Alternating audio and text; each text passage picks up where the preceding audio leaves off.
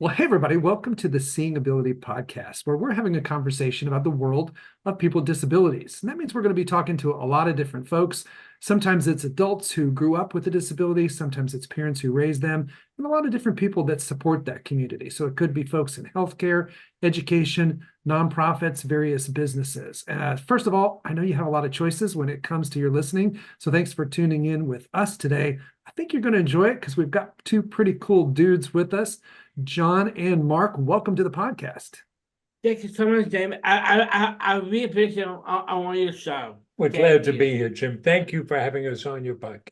Absolutely. And you guys are really unique because not only a duo representing a parent and representing a person who with a differing ability, but also to entrepreneurs. And we're going to get into that in a minute. But before we do, we always like to do what I call the fast four, just kind of get to know our guests on a personal level. Now, the Fast Four is brought to us by my friends at Reliable Tech Help. So if you have tech issues, reach out to them at 502-797-7399.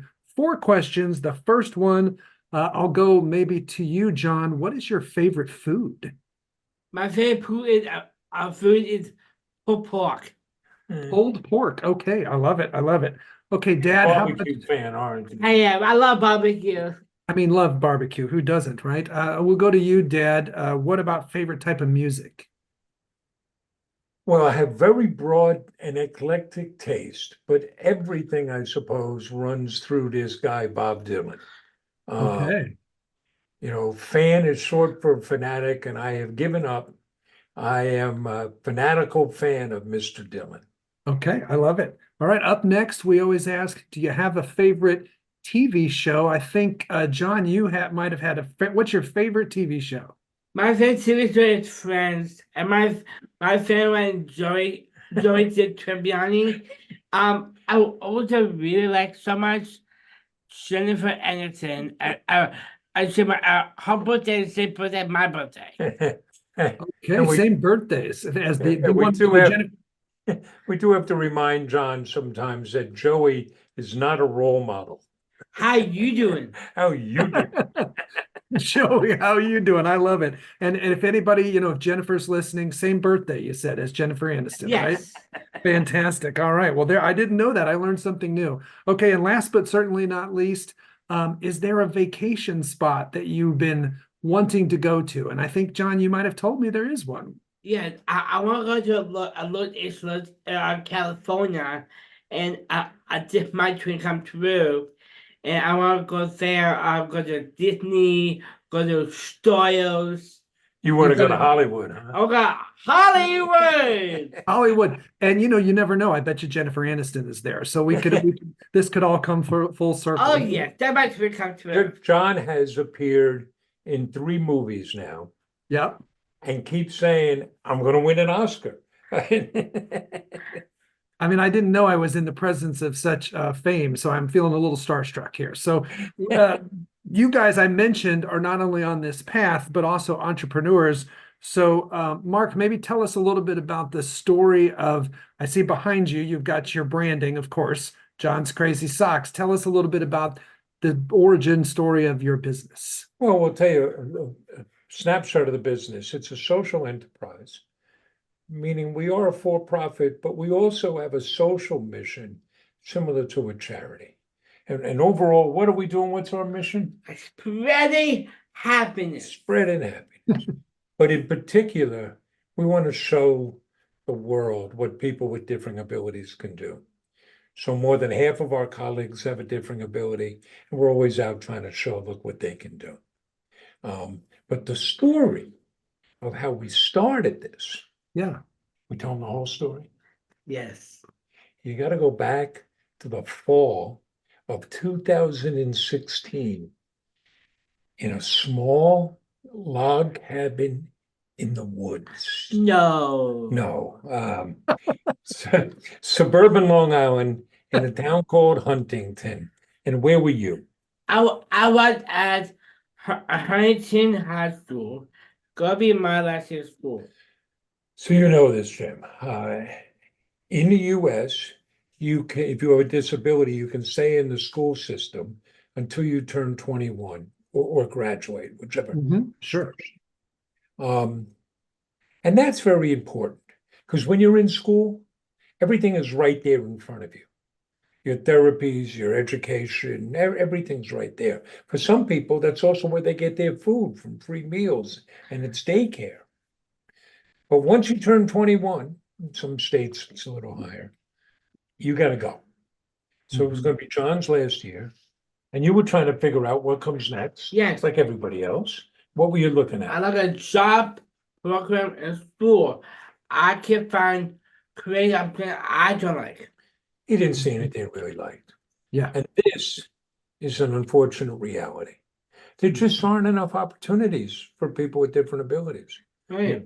In this country, only 1 in 5 people with a disability is employed. It's awful.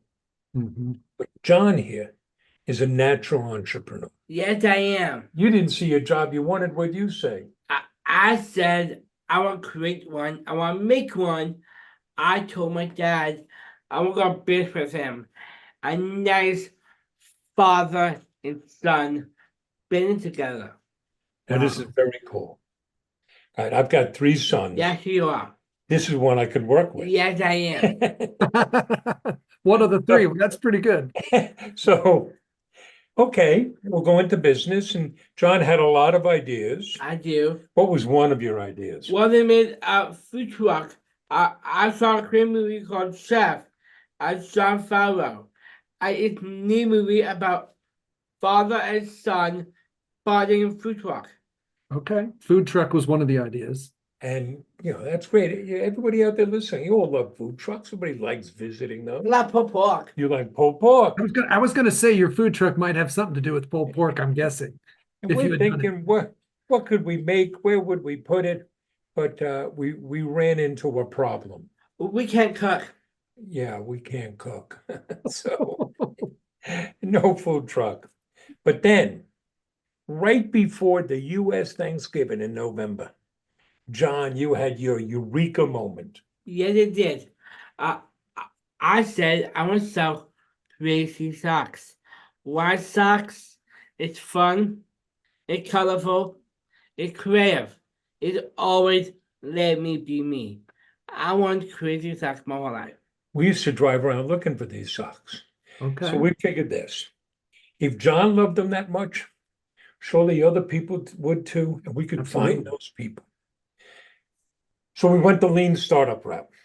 Yep. We skewed the business plan. We said, let's get something up and running, and customers will let us know. You already had the name. I got a name, I told a website, cover ideas. So we built a simple website, got a little bit of inventory. The only marketing we did was to set up a Facebook page, and I would take out my cell phone and we made videos. And who do you think was in those videos? I am. I think you talk have about a socks. Socks, Exactly. more socks. you have a star right under your roof. Yes. And then what day did we open? We've been December 9th, 2016. We Okay. didn't know what to expect. But that first day, we got what felt like a flood of orders. We got 42 orders. And most of them were local, which made sense. Sure. How do we deliver those first local orders? Our home delivery, we get red boxes. I put a sock in the box. I put a dick in the hour and put it lines. I put a candy, 100 cases, a bed of 100 cases, a lobe of the car, go knock at doors. Customer response, they love the socks. They want to take a picture with me. They want to take a picture of the box socks, take a picture with the customer, and share it on social media. Would I get a spread?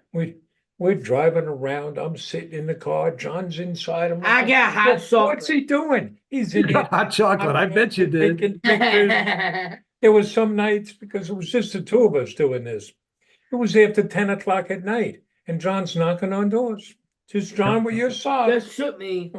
So by the end of that month, really 2 weeks, we had shipped 452 orders. And we knew we had something. Yeah. How big it would grow, we didn't know how fast. But we knew we had something. Today, how many socks do we have? Today we have 4,000 different kinds of socks, which means I own the world's largest sock store. Yes. Okay, let's make sure everybody heard that. 4,000 types of socks, Yeah, nobody Yes. has those choices. which We're means you not guys outs- have the largest sock store on the world. planet. No, we're not out selling Walmart and Target, or at Sure. least not yet, but we got more choices. We've shipped over 450,000 orders to 88 different countries. We've been able to create 34 jobs.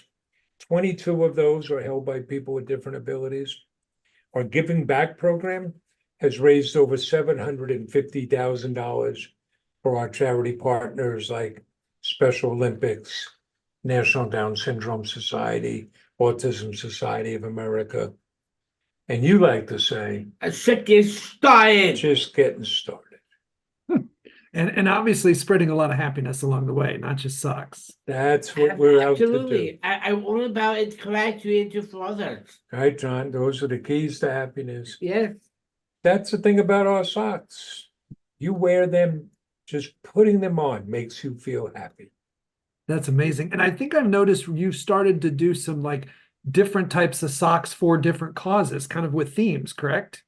We do. So we started by pledging 5% of our earnings to, I'm Special Olympic, which means I am the Special Olympic athlete. Yep. So we started there. But then we've gone on to create awareness, we call them awareness socks, that raise awareness and celebrate certain causes and raise money for those causes. So what were the first awareness socks? Very first one is a janitor awareness socks. And who designed those? I create my own very first janitor awareness socks. John designed those. Wow. Called up the National Down Syndrome Society and said, hey, we're going to sell these socks and we're going to give you money from every pair. And what'd they say? Who are you? Who are you? Right, that's a good name. You know, we've heard from another group, they went in and sat down and the development director came in and said, there are these two guys selling socks and they want to give us money. And they sat around in their room trying to figure out how could this go wrong before they called us back and said, oh, okay, we'll let you send us money. I should add, John is now on the board of the National Down Syndrome Yes, Society. Yes, But yeah, we have this and it's, yes, they raise money, but they also, they call attention to and celebrate causes. Yeah. Let people know they're not alone, they're not isolated. The most recent one we introduced, and this is really cool. yeah. We introduced the world's first tactile Braille socks. Oh, fabulous. So they have the Braille alphabet on it, and you can feel it. And around the band, it says inspire. And let's call attention and celebrate people with hearing, with vision impairments. And those raise money for the Guide Dog Foundation of America. I was just with a friend of mine who's blind yesterday, and she's been on the podcast, and I was telling her about those socks, and she got pretty excited. That's pretty neat. Well, that's part of it. You make them, you know, it's like take even the first one, the Down syndrome sock. It's like, no, don't hide this. Celebrate this. Let's bring that to the fore and Yeah. let people know they're not alone. The individual's not alone. The family's not alone. The teacher, the aides. This is great. Absolutely. Now, in your employing, you said a big percentage of your associates have differing abilities. I think there's a lot of businesses, you mentioned the statistics of the lack of employment. I know you've had a chance to kind of be an ambassador for the idea that having people with differing abilities isn't just like a good thing to do for the community. It's not just like community service. It's actually smart business. And I know you've given a TED talk on that. So talk a little bit about your philosophy of how having people with differing abilities really helps a business owner. Well, it's very simple. Hiring people with different abilities is not altruism. It's good business. Yeah. If you got to know us, you would find out that John here is a very nice guy. I am not. If you are going to work with us, you have to produce. Yeah. We don't give jobs to anybody. Everybody who works here has earned that job. And in fact, that's part of the dignity. Mhm. So I'll give you an example. We do our own fulfillment. Right? If we sell online, orders come in, you got to fulfill the order. And you do that in what's commonly known as a pick and pack warehouse. Orders come in, you pick them, you pack them, you send them out. It's a boom industry. We do our own, in part because we want to create jobs, in part because we personalize that service and that package. Okay. Well, for starters, there's a growing labor shortage in this country. Increasingly, I hear from employers, I can't find enough people to fill my jobs. Right. We're on Long Island outside New York City. There's a boom here in those pick and pack warehouses, but they can't fill the jobs. We have no trouble filling every job because we tap into this great resource that right now is undervalued. But let's look at the quality of what we do. We do same day shipping.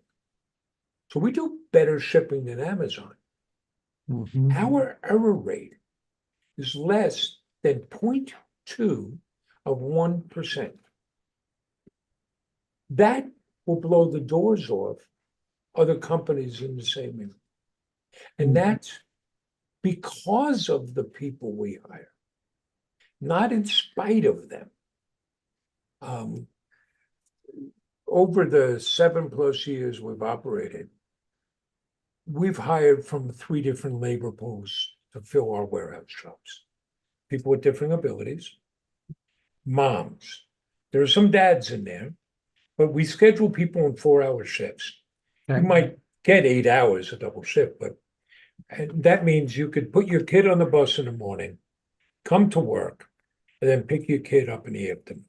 Okay. Yeah, makes sense. And then the third labor pool were just general laborers who want a job starting at $16.50 an hour, where you get treated pretty well, Right. Bagel Tuesdays, staff lunch Fridays.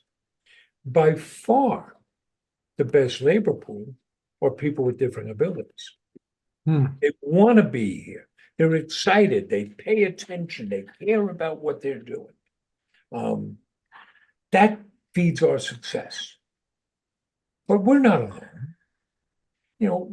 I could list lots of small businesses we know. Mhm. But there are some larger ones. You may have heard of this software company out of Redmond, Washington. They're called Microsoft. So they're in fierce competition for programs. Yeah. And for technical people. They pick their heads up a few years ago and say, how come we're not hiring more people on the autism spectrum?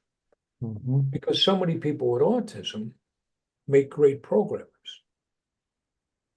Well, you and I could have told them, because that person can't get past a job interview. That person may not look you right in the eye. They may not give you a firm handshake. They may act a little different than what you expect. Well, they're pretty smart people at Microsoft. They figured out, so they changed their hiring practices. Now they hire lots of people on the spectrum. And that gives them a competitive advantage. Hmm. I'll give you one other quick anecdote. Sure. IBM. IBM starts their neurodiversity program. They start hiring people with autism. They hire one gentleman, I believe his name was Dylan Ratliff. I'd have to check the name.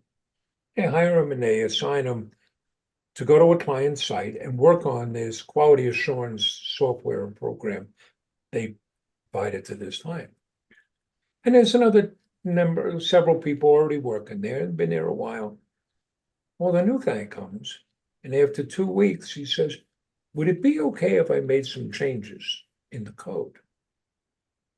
He overhauled the software, earned several patents for IBM, and was named Employee of the Year. Why? Because he had a different way of looking at it. Hmm. So if we think about people with different abilities as bringing more diversity as a strength, of bringing different perspectives, of different arrays of talent, we understand that that hiring makes us more resilient and makes us stronger.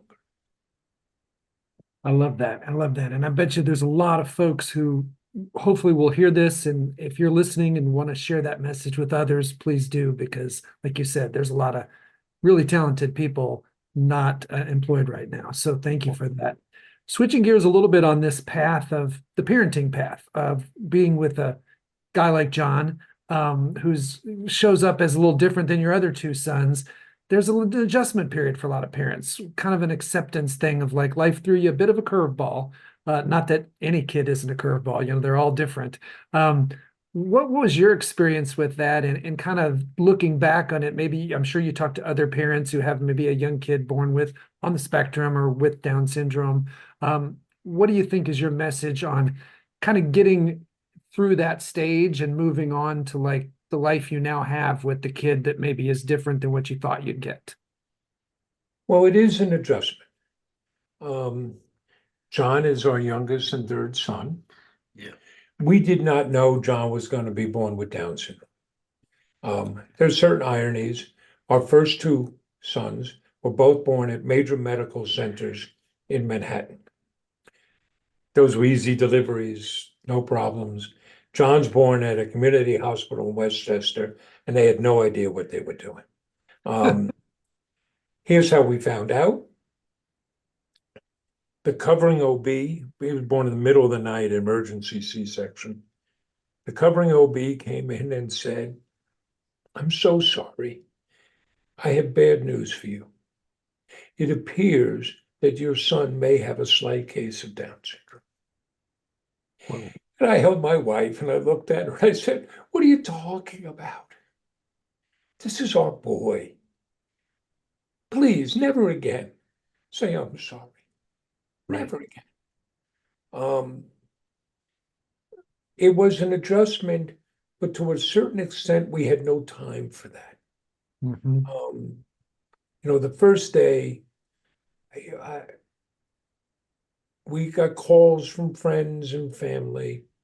One of the lines that we heard, and we know many parents hear this.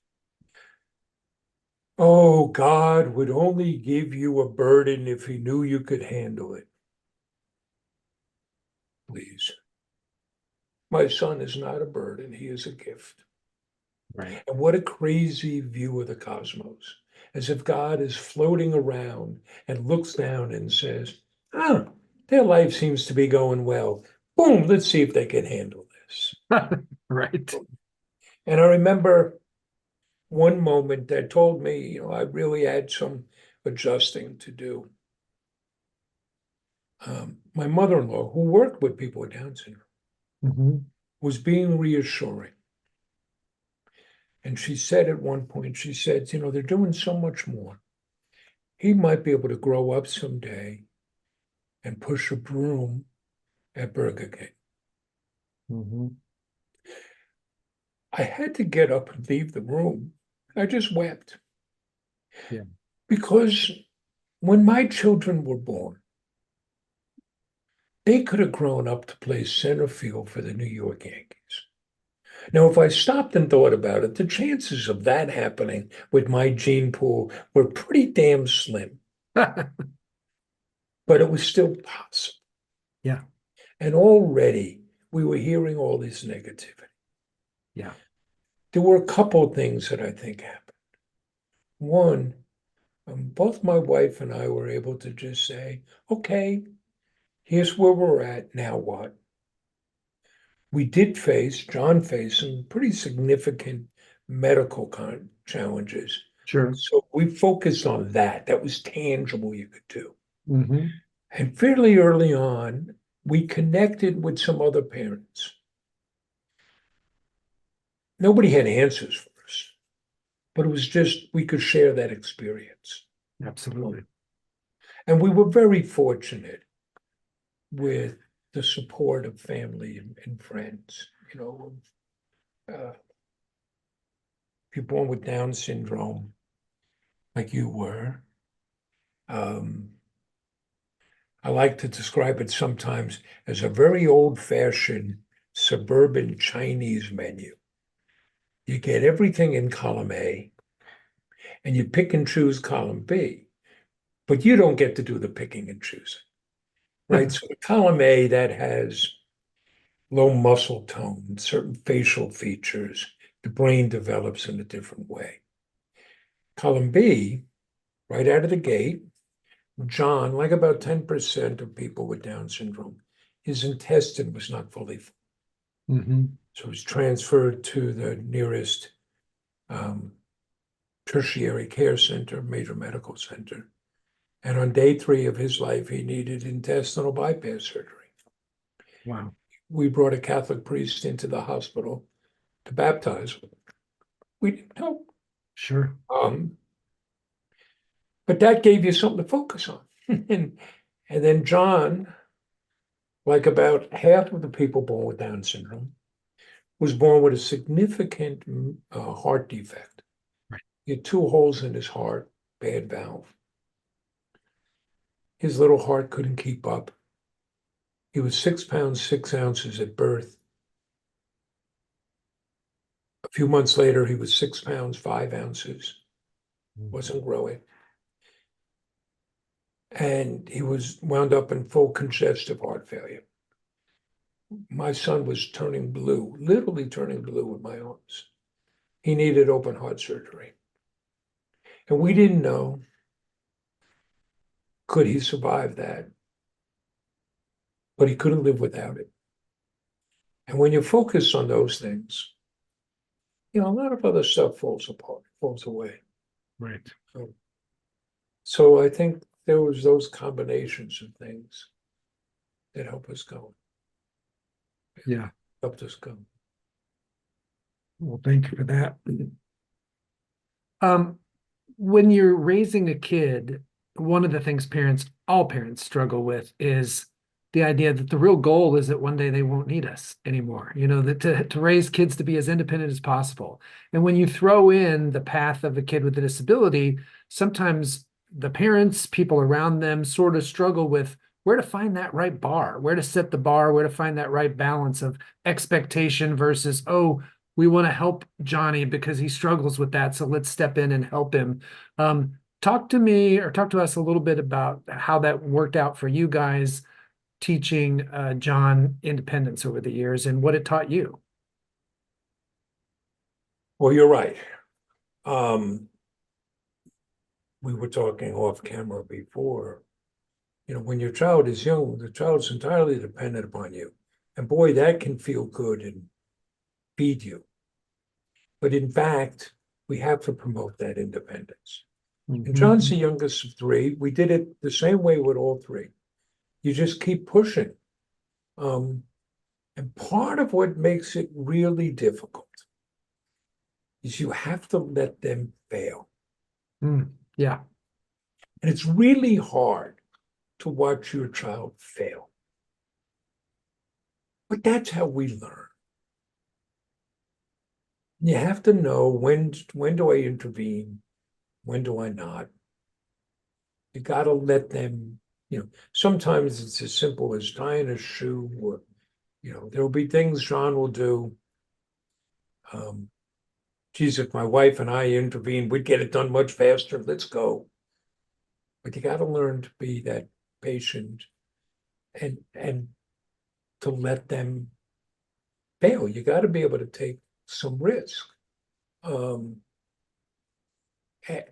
And that affects all of our kids. My middle son, he did a postgraduate year of prep school. And he went to a place called Choate Rosemary Hall. It turns out these prep schools recruit athletes the same way the colleges did. And Jamie was quite a talented football player. Well, he got himself in trouble up there. And they have very strict rules. And they had called me and I found out. And I said, I'm going to come up. And I came up, and now he had to go meet with the dean, they're very formal. And I'm in the hallway with them, and the dean comes out and says, okay, we'll have the two of you come in. And I look and say, I'm not going in, I didn't do anything wrong. James, you go face that music. Yeah. And he looked at me and said, really? It's like, yeah. This is it. And then, ultimately they called me in and they told me what they were thinking of doing, and they had to evaluate some things, and it was a pause. And I said, okay, listen. And he looked at me and he said, no, I'm kind of used to this is when the parents say they're going to call their lawyers. I said, no. Would I like to have done some things to salvage my son?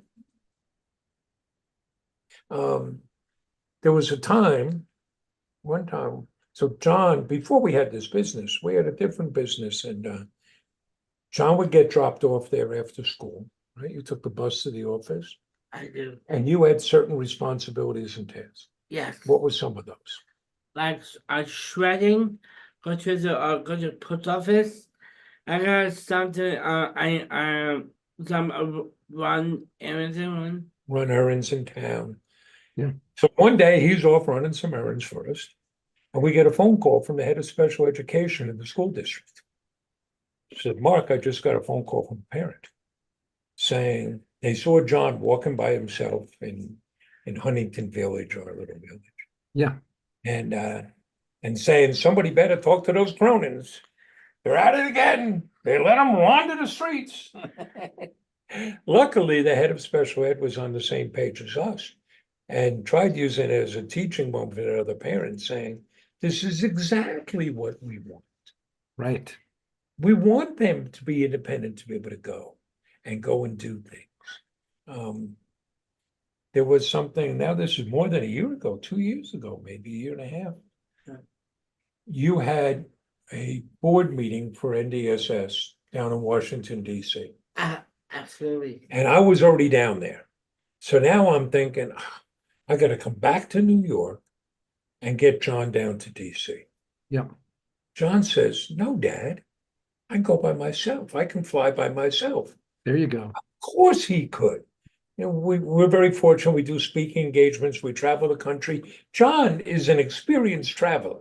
He knows exactly what to do. I'm like, okay, you're right. You can fly down by yourself. I'll meet the plane. And we had to bring that to the mama bear. And she understood intellectually. I didn't hear. She's like, wait a second, my son's going to fly by himself. Not only that, he's going to take an Uber by himself to the airport. And sure enough, he did. And Wow. you feel great about that, didn't you? I did. And did you have any trouble? No. No. But you got to be willing to do that. Yeah. Yeah. Promote that independence and be willing to, and like you said, even if he had gotten into some kind of difficulty, he would have figured it out. And because that's how we learn. Yeah. And I'm going to sound like a cranky old man, right? When I was a kid, you'd come home and mom would say, all right, get out, go to your friends, go and play. There were no play dates. There was no checking what you were doing. It was be home for dinner. How the hell were we supposed to know? I didn't have a watch, but I couldn't be late, that was for sure. Yep. So you'd go out, play. Now everything is so structured. We're domesticating our children so much. And that impulse is all the stronger if you have a child with a disability. Yeah. And yet I think that undermines them. Yeah. We have to resist that. Here's another example. So it occurred to us that a lot of the communicating we were doing was not with our employees, but with their parents and with staff or aides or things. Sure. And we wanted to make sure we were communicating directly with our colleagues. Yeah. So we said, okay, we're giving everybody a company email address. We're going to teach you how to use email. We're going to teach you on your phone. We're going to install it and teach you and show you how to do this. Well, we had one person who didn't have a phone. And he came and said, I said, well, you're 23 by now, you should probably have a phone. And then I heard from his mom. Well, this is outrageous. He doesn't want a phone and he can't have a phone. He doesn't know how to use it. He's going to break it. He's going to lose it. It's going to be this and that. He wants nothing to do with it. And we happen to know the family. In fact, would frequently give him rides. And the first thing he would do when he got in the car was, I gotta use my phone. he'd ask John, can I see your phone? I want Wanted to your phone, yep. And He we had wanted some one. extra tablets, and anytime work was down, he was playing on the tablet. And we kind of went back and forth on this, and I said, if you really want me to, I'll buy him the phone. But he needs to be able to communicate. Yeah. And that was an example of, let me limit what he can do instead of opening up. There's some rough notion I have. For all of us, for ourselves, for our children, for our colleagues. You want to set expectations that are just beyond the fingertips, that make us reach and grasp. If they're too far up, you quit, you give up. Yeah. Because that I can't do. But if they're short of that, it's uninteresting, it's boring. Make us reach. Right? I love that. I love that. Well, I and- want to wrap up a little bit with some of your other things you guys are doing and how people can get a hold of you. But first, we need to take just a quick break. When you have a kid with who is different, all your ducks need to be in a row, especially your money. Cam Howell with Primerica knows the joys and challenges as he and his wife raise their medically fragile son, Brooks. Cam brings over 13 years of experience to help his clients be protected, have a plan for the future, reduce debt, and connect to resources. Get your financial house in order so that you can enjoy every moment with your child. Reach out today at 502-803-5075. And now back to the show. Well, Mark, John, this has been amazing. So much of your valuable time for our audience. I know you said you do speaking. I know we talked off camera about a recent blog post you did. Tell us where do folks find you guys? I'll go at johnscrazysocks.com. johnscrazysocks.com.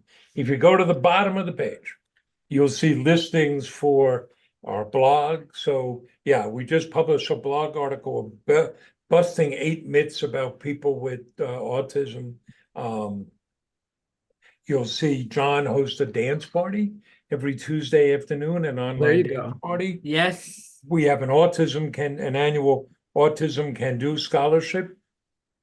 We've already given that out for this year, but next it's actually 3 $5,000 scholarships. Yeah. We'll have our sock design contest. We kicked that off in June. Yeah, we do. Yeah, we do speaking engagements. We travel the country. We just got back from Oklahoma City. Oklahoma City. Right? We were in Orlando and Maryland, Massachusetts, Indiana, Washington State. We do work with other businesses to help them if they want help on bringing people with different abilities on board, and how to recruit, how to interview, how to hire, how to onboard, how to set up work processes. And we work with families as well, because we hear from families saying, we'd like to do something like what you're doing. I can imagine. And last but not least, you can probably buy some socks on that website too, right? You can get all the socks you want. If you're an organization, you get custom socks. We've made those for everybody from Microsoft to the neighborhood lawyer and accountant. People love that. We've got lots, I could go on about that. Yes, socks. Yeah. My socks for Dad for Father's Day. Yeah. Absolutely. Well, I kind of feel, and I'm sure my audience does, we could talk with you guys for probably another hour and we would be hanging on every word, but we do have a busy audience, so we try to keep our episodes brief. So guys, thank you so much for being on it today. I really appreciate it. Thank you, the audience. Like I said, I know you have a lot of choices when it comes to listening. We're still a little bit of a best kept secret, so we could use your help by going to our Facebook page. Just go to seeingability.com. It'll take you to the Facebook page. Like the page, follow the podcast, and then we would like to see if we can get a record number of shares for these guys, because I think everybody needs to hear what they're up to and the messages that were shared today. So guys, thanks so much for being with us. Thank you, Jim. Thanks, Sam. Thank you, everybody. We'll see you next time.